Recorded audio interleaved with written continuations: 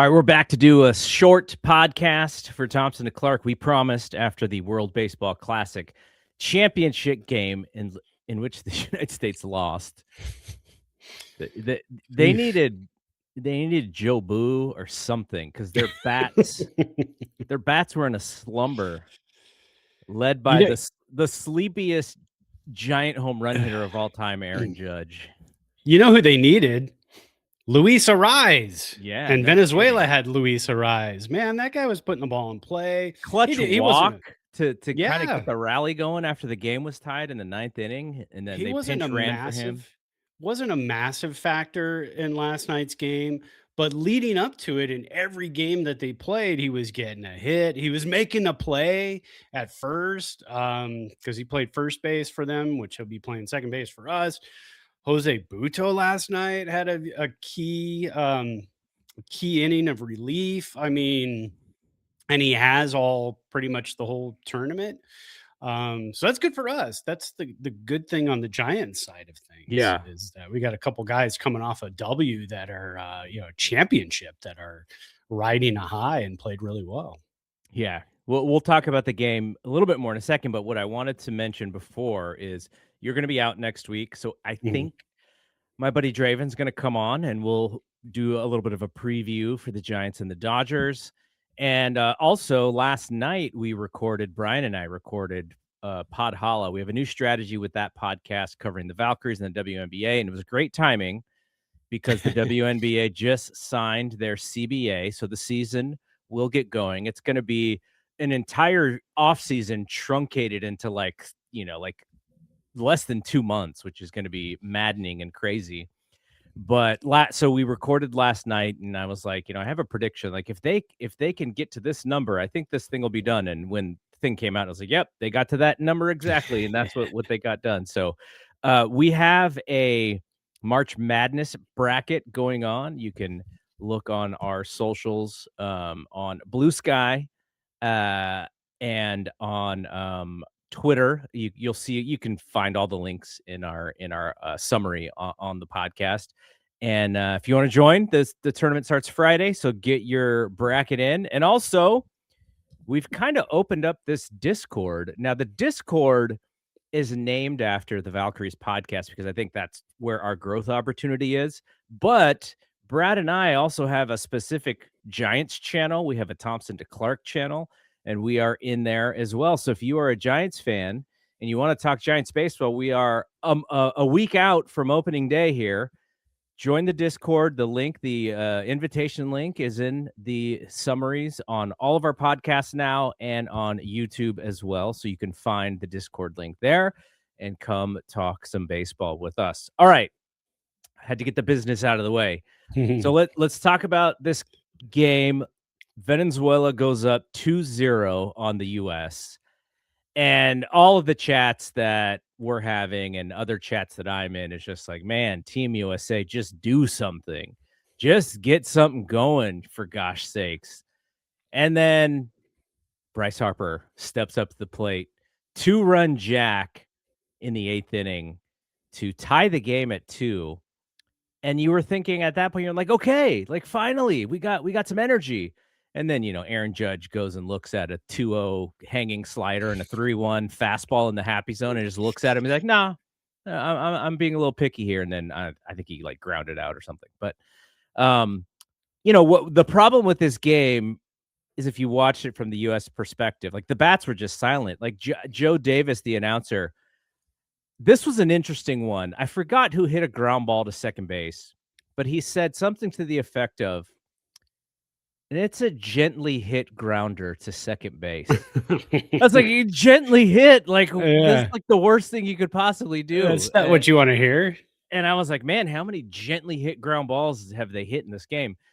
But I don't know what, like, did you see anything? It's not like Venezuela's pitching staff. Like that was the one thing that maybe was their the thing that they weren't great at was on the starting staff, and yet there we go. They're mowing us down, and the bullpen outside of the one home run to Bryce Harper's mowing us down, and the closers ending the game by throwing 100 miles an hour to strike out. Who was the last guy who struck out? I forgot who it was. Um, who made the Was it last out? Anthony? I think it was Roman Anthony, right? Made the final May out? have been Roman. Yeah. But yeah, it was just like, man, like what, like there, it was unbelievable. It's like, who silenced these bats? Like one that was part of the story as well. As you got into the later rounds of the WBC, Team USA just couldn't score runs, and I don't know, it didn't make any sense based on the lineup that they had put out there. They had all these Right. mashers, they had a couple table setters off the bench, bringing in Pete Crow, Gunnar Henderson was off the bench hitting well, and still they couldn't do anything yesterday. Yeah, and that's kind of the frustrating thing. So the two players who led the United States in the entire tournament in OPS were on the bench. Like you just mentioned, Gunnar Henderson, Pete Crow Armstrong. Now everybody was, Cal Raleigh.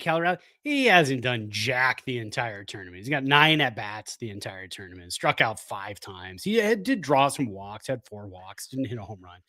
But it kind of feels like the lineup that was put out there yesterday was basically the 3 true outcome lineup, right? That we always talk about in baseball, the 3 true outcomes: walk, strikeout, home run. That's what you get from that lineup. And again, I'm going to talk about Luis Ariz again. He hit, over 300. He had 10 ribs. He had 2 home runs. Luis Ariz had 2 home runs. He was getting on base, a couple of walks during the tournament. Those are the guys I think when they put together the team next time. Yes, it's great to have Aaron Judge, and without Aaron Judge, I don't know if you have any of these other guys, because they all said when Aaron Judge said I'm in, we all kind of followed suit and said we're in also. That was So the I get best thing that he did, was recruited. He didn't that, hit the that was baseball very well, but yeah. he recruited Yeah. very well. But I mean, was that the best thing? Because of punch and Judy lineup the rest of the way. It's just, again, you got guys like Kyle Schwarber. He's not known for hitting 300. He's known for hitting 210 with 40 home runs in a season. But again, in a short tournament, when you're pressing and you need to get on base and you need to get hits and have people on base to score runs, that's not happening. You don't have that type of lineup built around you. So it was kind of frustrating to watch, and knowing that you could put together a little bit of a better lineup, a little bit of a better roster. But when the next tournament rolls around, if we're still doing this, which we still probably will be, because that's only 3 years from now, we're going to be, we're going to be really going after the next roster, saying, "Hey, do you remember how it was last time when they put this team together? And yes, you can get through pool play. And yes, you can beat the Dominican Republic 2-1 because you had some good pitching that night. And some You had lucky lucky umpiring.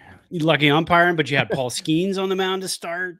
Last night you had McLean, who did a good job. I mean, he did a good job, and he pitches for the Mets, and he's a young guy, and we knew he was only going 2 or 3 innings. Yeah. But again, you're talking about a tournament in March. Bats aren't quite there. But again, I'm not making excuses, because hey, Venezuela's got a couple of giants on the team. So that's great. So I'm happy they won, because we've got a couple guys coming into camp with their gold medals, and they're going to be, hey, we're ready to go. Let's roll. Let's keep this thing going. I'm very excited to see Luis Ariz in a full season at Oracle Park playing for us. I think that's going to be awesome. But yeah, I still think the roster could have been a little bit better. I'd be fine seeing some guys that can put the ball in play more, instead of 200 hitters who hit 40 home runs a season. Aaron Judge, Kyle Schwarber, 7 ABs, 6 strikeouts. Yeah. We were also robbed of Corbin Carroll because of his injury. So we didn't get to see Corbin Carroll. Nice. And that's the type of player that I think this team was. I almost said the Giants were missing. Yeah, we're missing Corbin Carroll, but the USA is missing is that type of player. Two or three of those guys, and so early in the season, you're not going to see those guys in spring training, in a spring training tournament, basically, because they've got to get ready for 162 games. So if there's any inkling of them not being okay enough to play, they're not going to play. So That changes the course of the tournament, I think. I know you said having the big dumper on the bench was fine because he was not hitting at all, Mhm. and you're 100% right. But when it is the, uh, what would it be here? What inning was it when Will Smith came up to the plate? I forget what inning it was. Oh, it was okay, it was the 7th. It was the bottom of the 7th. US is still down 2-0, and Schwarber swings out, Bregman grounds out, Roman Anthony walks, and so you're like, "Okay, we got a base runner." Will Smith comes up to the plate. You have a guy who hit 60 jacks Yeah. sitting on the bench. It seemed to me that that was the perfect spot to run him up there. Now, maybe he's hurt. I didn't hear anything about him. It was kind of No, I don't. interesting that they just went away from him completely, because going into this WBC, he was one of the guys you're like, "Oh, he's playing," right? Yeah. And so Yeah, 60 home instead run times playing. instead, Will Smith, who's a dirty Dodger, which is part of the reason why I don't like him, but he is not the guy that on the other team, like Venezuela, like their fans are not like, "Oh, Will Smith, okay, like, we'll be able to get this guy." But if it was Raleigh, they'll be like, "Oh, this is the guy, we walk him? Like, what are we gonna do?" Like that kind of thing. And he's just there. And we've been making fun of DeRosa because he's kind of a meathead. But that is the type of thing that to me, I was like, this is kind of an easy move. Like, what are we doing here? Like you need a 2-run homer. You have a guy who led all of baseball in home runs, and yet he's on the bench. Are you worried about the 8th inning or the 9th inning as far as catching guys? Can he not catch Tyler Rogers? I don't know about that, but like, it's not like Will Smith threw out the kid who was running in the 9th after Arise walked. Like Will Smith didn't throw him out. So No. Raleigh could have done that. So that's the kind of stuff where I was like, this is interesting. If I was to call back one moment, it would have been have Cal pinch hit there. But then Right. Bryce saves him in the 8th. Bryce saves all of us in the 8th. And then in the 9th inning, you get Arise leads off the inning, and Whitlock is pitching for Team USA. And in maybe the best AB of the entire World Baseball Classic, Arise is just like, I'm just getting on base, dude. Like, by hook or by crook, he walks. And then Sonoha runs for him, steals second, and then Suarez doubles. And Suarez pointed to the sky. There must have been like 15 Mississippis you could account for him to keep looking up at the sky. He was into it. You Yeah. saw the bench. Those guys are running off the bench. They're celebrating. Like, and I was talking to some folks who were like, "Man, Team USA is kind of joyless out there compared to these." I was like, "Yeah, because we have the World Series. Like, we have the Exactly. playoffs and the World Series. That's what they get jazzed about." If you go back and watch the Blue Jays and the Dodgers, you saw that same emotion, that same joy. This is Yeah. different. We have to build this thing up in the US for those players to care about them more, or give them more incentive to win, for them to care, other than just like, hey, we just want to have a team out there. So I was kind of disappointed in how the end of the game happened, because you had the momentum and then you just gave it right back, and you did nothing to stop, the stop Venezuela. And Whitlock unfortunately had to wear that one. And yeah, man, Ty Raj comes in, gets a pop out, and gets the Perez to fly out. So he did his job. When Perez hit it to end the 8th, or to end the 9th for Venezuela, like the way that he swung, I was like, okay, people are gonna think that he hit this ball a lot better than he did. But I know who's pitching here. This ball's gonna be a medium fly ball to left Yeah, field, and that's exactly. exactly what it was. But it's because we know Yeah. Tyler Rogers. So, Team USA, congratulations to Venezuela. It was a fun tournament. It wasn't without drama because of DeRosa. DeRosa said, I would love to come back. There's no way in hell this dude's coming back. No, oh god, Um, no. go I back to the MLB network and continue to do your job. even if he won the whole thing, I think we talked about this on our last show. Even if he won the whole thing, I don't know if he's I don't know if he's coming back. You know what I mean? I think there were just too many things. Because if they would have lucked into a win late in the game, again, lucking into a win would be you keep the same lineup. You've got the lineup you start with. You don't make any pinch hit decisions late in the game. USA comes back and wins the game, not because you made great pinch hit decisions late in the game or great pitching decisions late in the game, but just because you've got Judge and Schwarber and those guys in the lineup. That didn't happen, but even if that does happen, I don't know if he's back, yeah, and even if he made great decisions, I don't even know if he's back because I think that whole, Italy debacle, I think that's hard to overlook. I mean, you could say, well, it's a learning experience 3 years from now. He will have learned from it. Yeah, maybe, but again, there's other people out there who can manage a team, who can take a team like this of all stars.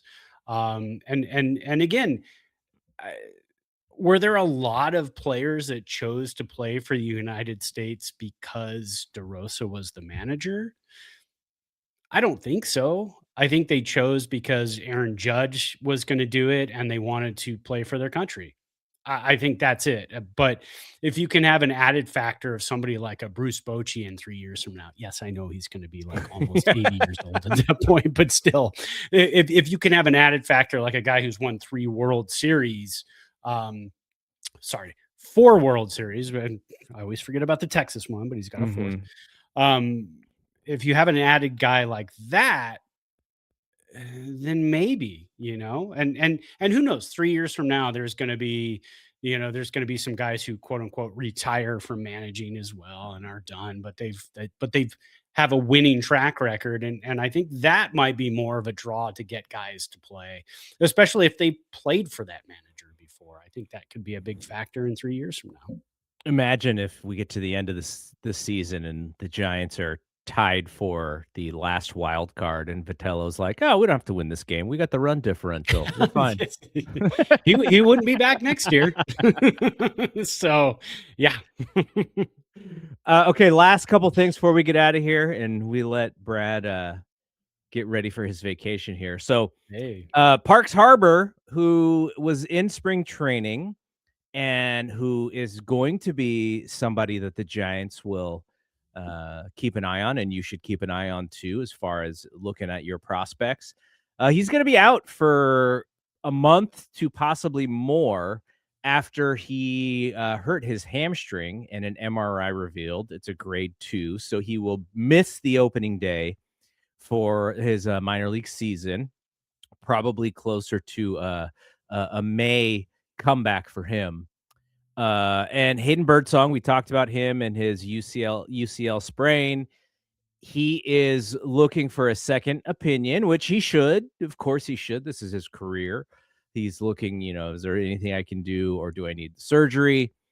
And Joel Peguero, he has a grade 2 left hamstring strain, which I think we may have mentioned it, but he is continuing his rehab progression.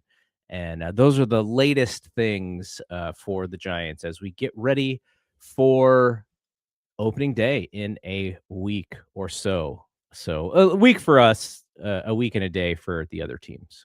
Yeah, that's crazy. I mean, just to think that I feel like the Super Bowl just ended and here we are, about 7 days away, as we're recording this, from the Giants and Yankees playing a game that matters. And there's nothing better than honestly, there's nothing better than the entire baseball season, but the first couple of months of a baseball season, especially when you have a new manager, new players on your team, finished 500 the last couple of seasons. Nothing better than the first couple of months to really dig in, analyze what's happening, see what trajectory your team is on. So for Giants fans, I think this is a very exciting next couple of months. All right. So Brad will be gone next week, but he will be back and we'll be able to talk about the beginning of the season and his Disneyland trip and all of that stuff. And I I will be we're wearing. gonna see you in a few weeks as well when JJ and I head out to Reno.